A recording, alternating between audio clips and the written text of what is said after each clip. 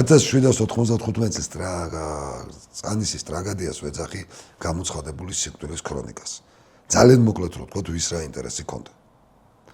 ირანის ტახტზე უნდა აღა მაჰმად ხანს ასვლა, მაგრამ მას ქონდა შემდეგი პრობლემები. ერთი რომ ის იყო საჭურისი, ეს ერთი პრობლემა წარმოადგენდა. და მეორე, ის იყო რომ კავკასიური სახანოებისა და ასევე არანულ ადარ-ბადაგონური სახანოების დამორჩილების გარეშე ის შახი ელემენტარულად ვერ გახდებოდა. ამის გარეშე წარმოუდგენელი იყო დაწყებული თავრიზიდან დამთავრებული ყარაბაღით, ერევნით და განჯით, მას ეს სახანოები უნდა ყოლოდა მორჩილებაში, რომ ის სხვა ირანელ ხანებს ერწყმოთ შახად. ხოლო ეს სახანოები ერეკლეს დაქვემდებარებაში იყო უმეტესობა მათი. ერევანი და განჯა ხო მით უმეტეს და ასევე ყარაბაღის პერიოდულად ნახჭევანი შესაბამისად აქ უკვე ერთმანეთს უპირისპირდებოდა საქართველოს, ანუ ერეკლეს და აღა მაჰმად ხანის ინტერესები.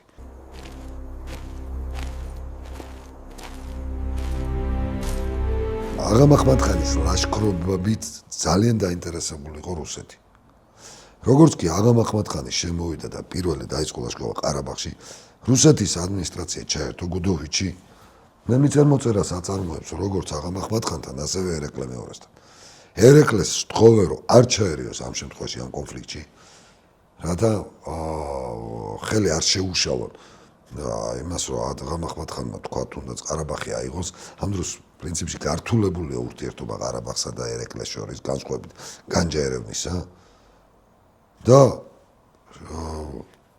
თუ არ ჩაერევა ერეკლე, რუსეთი არის გარანტულად გამოდის, რომ აღა მაჰმად ხანი არც ერთ შემთხვევაში არ ილაშქრებს მის წინააღმდეგ. გარდა ამისა, პროვოცირება რომ არ გაუკეთოს აღა მაჰმად ხანის ლაშქრობას, რუსეთი ერეკლეს თხოვს, რომ ჯარი არ შეკრიბოს. ანუ ეგრეთ წოდებული თანამედროვე ტერმინოლოგიით რო ვთქვათ, მობილიზაცია არ გამოაცხადოს, რათა ამან არ დააშინოს მტერი და პრევენციული ომი არ წამოაწყებინოს აღა მაჰმად ხანს ერეკლეს წინააღმდეგ. პარალელურად აღა მაჰმად ხანს აუწყებენ, რომ თუ ის გაილაშქრებს თბილისზე, თუ ის გაილაშქრებს ერეკლეს წინააღმდეგ, რუსები არ ჩაერევიან ამ ომში. ასე აიარაღებენ ერეკლეს, იარაღს აყრევინებენ რუსები ერეკლეს და პირიქით უბიძგებენ აღა მაჰმად ხანს. რონებიან რომ ეს ის შემთხვევა, რომ მას საპასუხოდ რუსეთი არავითარ პრობლემას არ შეუქმნის თუ ის გაილაშქრებს თბილისს. რა ხდება რა ირკვევა? ირკვევა ის, რომ რუსეთი დაინტერესებულია, რომ თბილისი აოხრდეს, ერეკლე დამარცხდეს, რადგან დაინახოს ერეკლემ, რომ აი ხო ხედავ ის სუსტია, მას უკვე თანამედროვე პირობებში აღარ შეუძლია ისე ომი, ისე მართვა, როგორც 30 და 40 წლის წინ, როდესაც ყველა ირანელ ხანს და პრეტენდენტს ამარცხებდა და რომ ერთადერთი შესაძლებლობა მისთვის გადარჩენის არის რუსეთის ფაროლობაში დაბრუნება და რუსეთის ფაროლობაში შესვლა. დაბრუნება რა, იმიტომ რომ ერეკლე აბსოლუტურად გეორგიევსკის ტრაქტატის პირობებს აღარ აღიარებს, უარყოფს, გაურბის და რა თქმა უნდა რუსეთს უკან უნდა ერეკლეს მოტრიალება თავისკენ. აღა მაჰმად ხანის ბანაკში, მათ შორის ყარაბაღში ყოფნისასაც, იმყოფება ბრიტანეთის ელჩი, რომელიც პირდაპირ უბიძგებს, რომ ილაშქროს და აიღოს თბილისი. რატომ? იმიტომ რომ ერეკლე დარწმუნდეს, რომ რუსების დობა არ შეიძლება. ერთხელ და სამუდამოდ და სამუდამოდ გადახაზოს რუსეთთან ურთიერთობა და უარყოს რუსეთი. და დაუბრუნდეს, ასე ვთქვათ, იმ გზას, რომელსაც გეორგიევსკის ტრაქტატამდე ადგა, როდესაც ბრიტანეთთან ტრაქტატს აფორმებდა. მოკლედ ეს არის ყრწანისის ოპერაცია, ყრწანისის ბრძოლა არის რა. როდესაც აღა მაჰმად ხანს ხომ აქვს სურვილი, რომ ვთქვათ, ერეკლე დაამარცხოს და კავკასიური სახანოები მორჩილებაში ყავდეს, მაგრამ რუსეთსაც აწყობს, სომხეთსაც აწყობს, სომხებსაც აწყობს, ბრიტანელებსაც აწყობს და ყველა გამოდის თავის ინტერესებიდან. სომხეთს იმიტომ აწყობს, რომ წაგებული დამარცხებული საქართველო იქნება ის, რომელიც იძულებული იქნება რუსების შემოუშვას და სომხეთი გადარჩეს. რუსეთს იმიტომ აწყობს, რომ დაცემულ საქართველოს როგორც ის ფიქრობს, სხვა გზა არ ექნება, რომ რუსეთის, ასე ვთქვათ, ფარველობას მიენდოს მხოლოდ და მხოლოდ და ბრიტანეთს იმიტომ აწყობს ერეკლეს მარცხი, რომ ერეკლე დარწმუნდეს, რომ რუსეთის სანდო არ არის და ერთადერთი სწორი გზა ბრიტანეთთან მეგობრობა არის და მეგობრობა იყო. და ყველა ეს ძალა ყველაფერი უბიძგებს ერეკლეს წინააღმდეგ აღამ ახმად ხანს. ამ დროს რა ხდება? ამ დროს მისი ერთი შვილი, ვთქვათ გიორგი ქიზიყშია, მეორე შვილი, ასე ვთქვათ, ხანმედროვე მცხეთა-მთიანეთის რეგიონშია, ვახტანგ ალმასხანი. მათ ყავთ ჯარები და სხვებსაც ყავთ ჯარები, მაგრამ არის ძალიან გართულებული ურთიერთობა, იმიტომ რომ აქ არის საუბარი რაზე. გიორგი მამაზე ნაწყენია, რომ ერეკლეს ანდერძით ტახტი უნდა გადავიდეს გიორგის შემდეგ, არა გიორგის ვაჟ დავითზე, არამედ მომდევნო შვილი ულონზე და მერე ვახტანგ ალმასხანზე.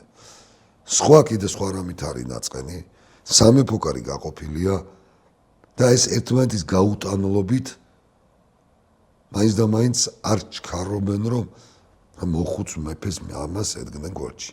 და უცებ რა ხდება?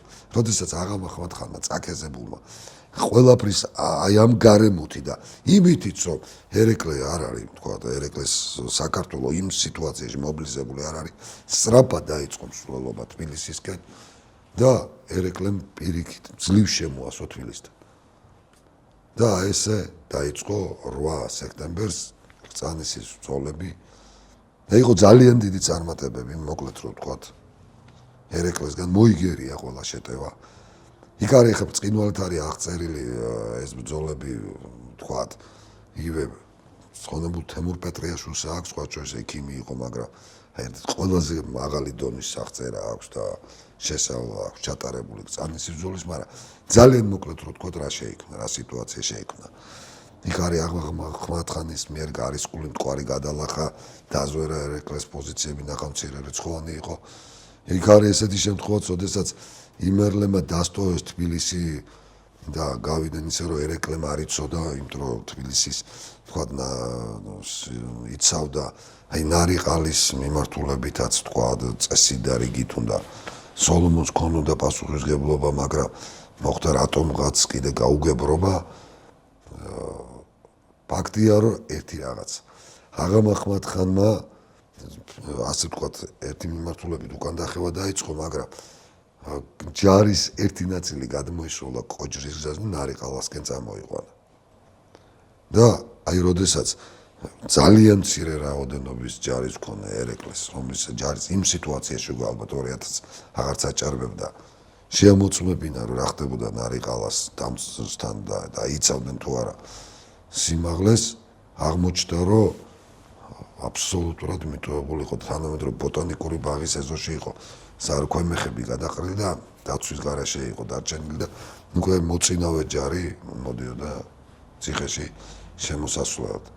და ამ დროს ერეკლეს სწრაფად იხევს უკან, გამოირბენს აი ამ სორთაჭალას ხაზს, ეხლა დღეს ობელისკის აზ დგას 300 არაგველის ის ხო რეალურად მაშინ კუნძული იყო, ორთაჭალა ამასთვის შუაჭალა. აი ამ სივრცეს გამოვლენ, რომ მეტეხის ხიდან მოვიდა რომ ალყაში არ მოხდნენ და ამ დროს დაინახავენ რომ ჩამოდის უკვე რეალურად აბანოებთან აღამ ახმად-ხანის მეწინავე ჯარი და აი ეგ არის რომ ერეკლე მეორეს როგორც იტყვიან გადაეკეტება, მოტრიალდება და მარტო 75 წლის კაცი ხვლით ხელში აპირებს ჯარზე გასჭრას და შეთქმულებას და ის არის რომ მათრახი უნდა გადაუჭიროს ცხელს რომ მიხვდებია რასაც აპირებს შვილიშვილები და გაკოჭავენ და აი უკვე ტირის ერეკლე ცრემლებად იღვრება და აი ეს გაკოჭილი მიყავთ საქართველოსთან თითქოს მის თვალწინ თავდება მთელი მისი ღვაწლი, მთელი მისი ისტორია 50 წლიანი მეფობა თითქოს იმ აბანო თუბანთან ერთად იფერფლება რის გამო რომ ვიღაც დიდ პოლიტიკურ მოთამაშეებს, ბრიტანელებს, რუსებს, სომხებს დიდი ანგარიშები აქვთ პატარა საქართველოზე და ამ პატარა კაცებს მისი ოჯახის წევრებს ასევე დიდი ანგარიშები აქვთ ამ მოხუცი მამის ხარჯზე ახლა შვილიშვილებმა გაიყვანეს, გაიტანეს თუმცა ერთი არ გაწირავს კაცობრისგან განაწილსო მართლაც და ერთი რაზმი 300 კაციანი არაგველთა რაზმი არაგვის პირად ხევსურთა რაზმი იგვიანებდა და ისინი გადააწყდნენ მაშინ მეცხვარე მუსლიმ საქართველოს მკვიდრებს შეიკრნენ და დაიძრნენ თბილისისაკენ სწორედ ჯინვალთან მათ წამოეწია უკვე ეს 2 დღის შემდეგ იყო აღა მაჰმად-ხანისგან ერეკლეს შესაპყრობად ანანურისკენ და დუშეთისკენ გამოგზავნილი 6000-იანი ხიზილბაშური მხედრობა და თავპირი დაალეწეს აიქ ჩამარხეს ეს 6000 ვითომ გმირი მხედარი ხიზილბაში და აქ არ გაჩერდნენ პირდაპირ წამოვიდნენ თბილისზე და თბილისზე უკვე ვეღარ დაუდგა აღა მაჰმად-ხანი გაიქცა გადაიხვეწა მაგრამ იყო მოგებული ბრძოლა და ფერფლში მყოფი თბილისი